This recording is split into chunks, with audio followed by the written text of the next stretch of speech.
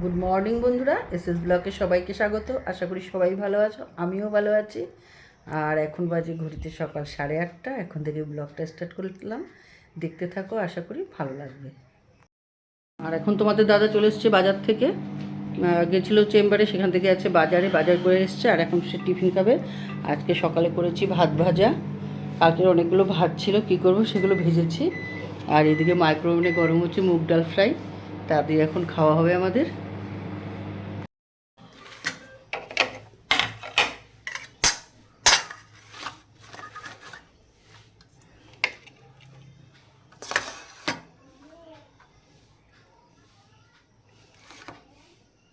ভাত ফ্রাই,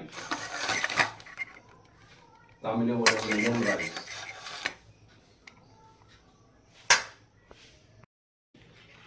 এই যে আমাদের আজকে সকালের টিফিন হচ্ছে থ্যাংক ইউ। ভাত ভাজা আর হচ্ছে মুগ আরে ডাল ভাত ভাজা ফ্রাই। না, এটা তামিল লেমন রাইস। আজকে আমি তামিল, তাই? তামিলনাড়ুর মানুষ। ও বাঁকুড়া বীরভূম গেছে, এখন হচ্ছে তামিলনাড়ুর লোক হলা। হ্যাঁ, তামিলনাড়ুর লেমন রাইস গুলো তো ভাত থাকলে এটাকে লেমন রাইস। আর আজকে কিন্তু বাইরে খুব সুন্দর রোদ্দুর উঠেছে,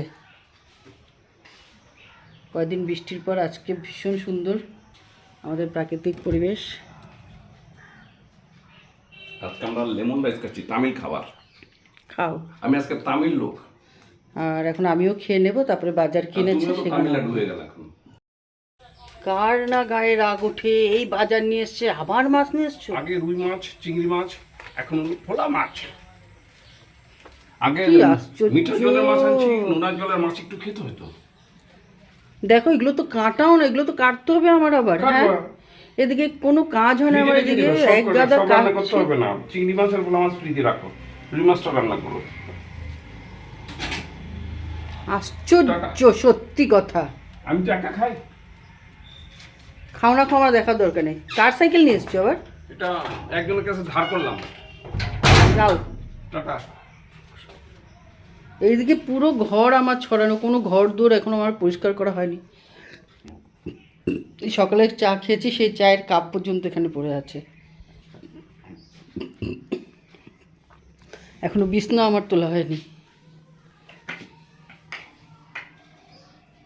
আর এখন বিছনা গুছিয়ে নিই, গুছিয়ে গিয়ে তারপরে রান্নাঘরে ঢুকবো।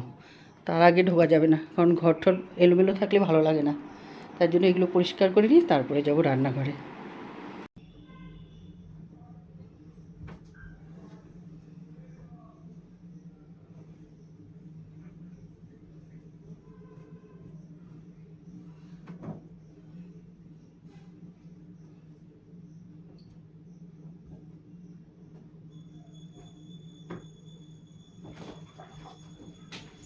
আর এখন তো বিছনা গোছানো কমপ্লিট হয়ে গেল। আর এখন এই নাইটিগুলো ভাঁজ করে নিচ্ছি, কয়দিনের সব জমা, মানে বৃষ্টিতে সব জমেছে, সেই নাইটি টাইটিগুলো ভাঁজ করে নিয়ে, আর ভাঁজ করা কমপ্লিট হয়ে গেলে চলে যাব পাশের ঘর পরিষ্কার করতে, কারণ ওই ঘরেও অনেক দিন ধরে পরিষ্কার করা হয় না, জামা কাপড় মেলা থাকে এখানে ওখানে, তার জন্য। আর এখন চলে যাচ্ছি সোফাটা পরিষ্কার করতে। এখন সোফাটাও গুছিয়ে নিচ্ছি, কারণ সারাক্ষণই সোফায় বসে থাকাই হয়, এর জন্য আমাদের সোফাটা তাড়াতাড়ি মানে কাভারটা ই হয়ে যায়। আর এই টুপিগুলো সব কেচেছি, এগুলো এখন রৌদ্র দেবো, একটু একটু ভিজে আছে। তোমাদের তো বলেছি যে এক জায়গায় যাব, এর জন্য সব শীতের জামা কাপড় কাছাকাছি হচ্ছে।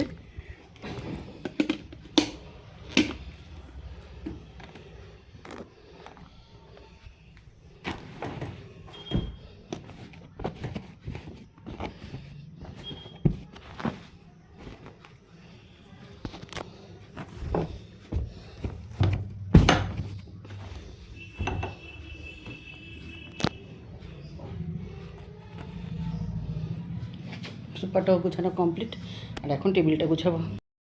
সব কাজ কমপ্লিট করে চলে এসেছি এবার রান্নাঘরে, বাজার দেখতে কী এনেছে। ও, চুই মাছ আর কি, চিংড়ি মাছ। বাবা, এগুলো সব এখন আমার কাটতে হবে। এদিকে এক গাদা কিন্তু আমার ভিজানো রয়েছে জামা কাপড়, এদিকে আবার মেঘ করে এসছে আকাশ। আর এনেছি আর ভোলা মাছ।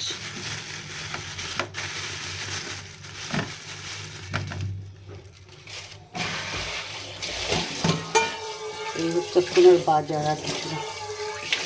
আর সবজি টবজি সব আছে ঘরে, এমনিতে হবে। এদিকে আমার মাছ কাটা কমপ্লিট হয়ে গেছে। এই যে ভোলা মাছ কেটে নিয়েছি, এখানে চিংড়ি মাছ, এখানে হচ্ছে রুই মাছ। আর রুই মাছের আলু দিয়ে বেগুন দিয়ে ডাঁটা দিয়ে ঝোল হবে, সেই জন্য সবজিটাও কেটে নিয়েছি। আর এখন চলে যাবো সোজা কাছাকাছি করতে। আর এগুলো সব ফ্রিজে ঢুকাবো, কারণ দুজন মানুষ, আমার এখন অল্প পদ রাঁধলেই যথেষ্ট। তার জন্য বেশি কিছু করব না, শুধু রুই মাছের ঝোলটাই করবো। আর এইগুলো সব ফ্রিজে ঢুকবে।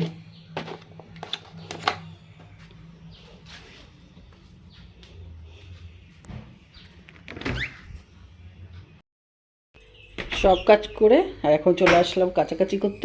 দেখো এক বালতি ভিজানো, এগুলো সব এখন কাচবো, কেচে স্নান করে তারপরে রান্নাবান্না শুরু করব। আর যে তোমাদের দাদাকে দিয়ে বালতিটা উপরে তুলছি, কাছাকাছি করেছি।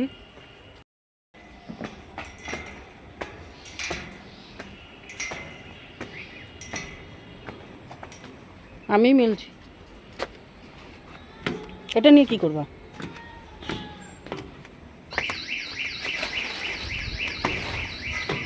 চাপা দেবা, দেখো তারপর পড়ে না যায় কার মাথায়।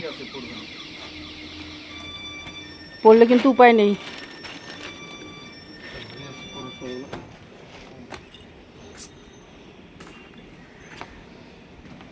আবারও তো মেঘ করে এসছে, কি জানি কি হবে।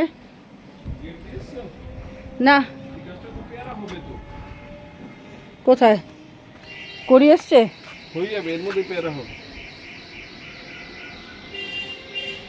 ওই জন্য তো কাটি না গাছটা, পেয়ারা হবে দেখে। ঘরের চাবি নিয়ে এসছো? চাবি আনবো কিসের জন্য, আমি ঘর খুলবো না। আচ্ছা, এটা জল পড়ে কোত্থেকে আমার তো মাথায় ঢোকে না, এটা ভিতরে জল ঢুকে কোন জায়গা থেকে? আমি কিভাবে বলবো? আমি কি আর মিস্ত্রি? নিশ্চয়ই যখন কাজ করেছে কারেন্টের কাজ, তখনই কিছু একটা করছে। এই যে এইটা দিয়ে ঢুকে হতে পারে, জানি না, পেটে ব্যথা করছে। আর এই যে জামা কাপড়গুলো সব মেলে দিচ্ছি। হ্যাঁ,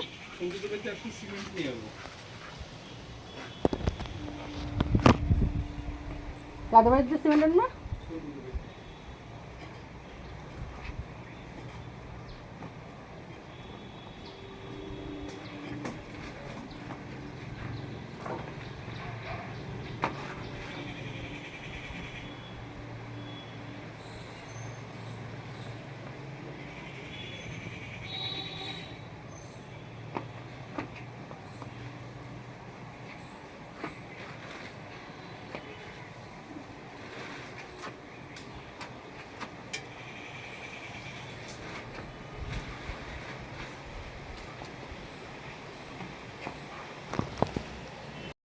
আর এদিকে আমার জামা কাপড় সব মেলা কমপ্লিট হয়ে গেছে। আর এই রোদ আর এই মেঘলা আকাশ।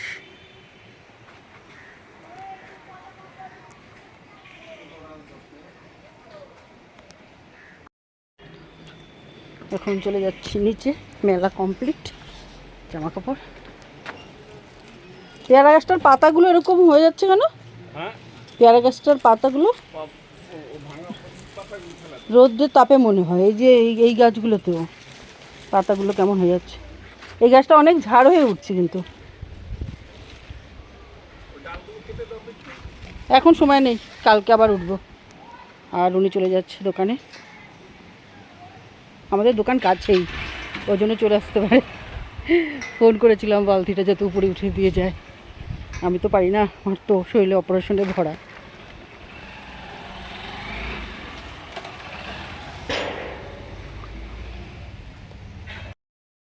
এখন কাজ বাজ সেরে চলে এসেছি রান্নাঘরে। আজকে এই রুই মাছ রান্না করব।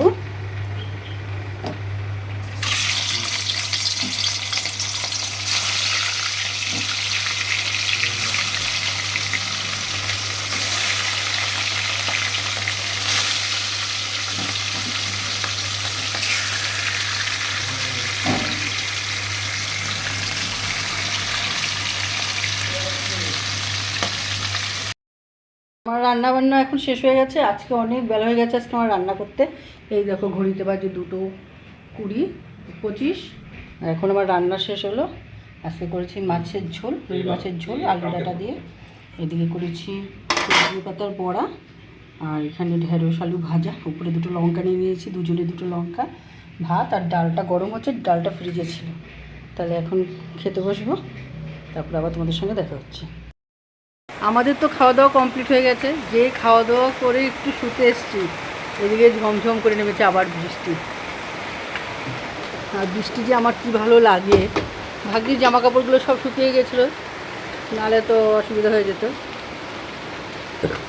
এখন একটু বৃষ্টির ফিলিংস নিচ্ছি বসে বসে জানলার সামনে।